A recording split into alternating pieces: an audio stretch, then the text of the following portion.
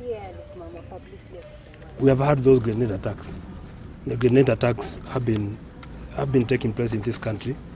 We have thwarted very many attempts to injure Kenyans through hand grenades.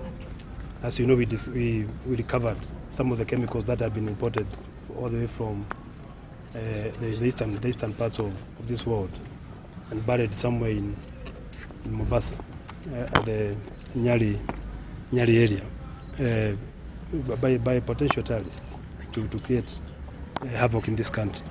But we were able to destroy that attempt to attack this country. So I don't think one incident which is not related to the American threat, it can't be an issue that we should be so much worried about. So we are still in touch with Americans. They are forced to withdraw that advisory. As you know, it has already started hurting tourism in Mombasa.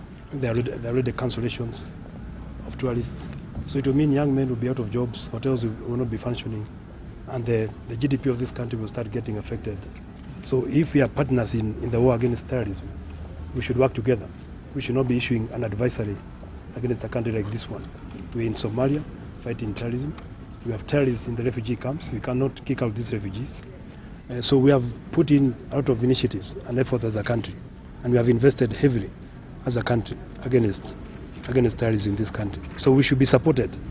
If there is one hand grenade in Garissa or in Mombasa, that does not mean that we should be condemned, and the economy of this country should be disoriented. There is nothing to worry about. There is nothing to worry about. You should also reassure them and make sure that they get this message, that there is nothing to worry about in this country. The security forces are in full gear in terms of ensuring that there is security in this country and there is safety in this country for all Kenyans, not just investors, but including wananchi in their homes. Kenya is becoming targeted because of your initiatives in Somalia, which has brought piracy to near zero. There has been no piracy since we moved into Somalia. So that is sheer coincidence? It's just sheer coincidence, and it has no coincidence with what the Americans are warning about. But it means that every effort must be made by everybody to ensure that this country is safe. So our security forces are in full gear. They are fully alert.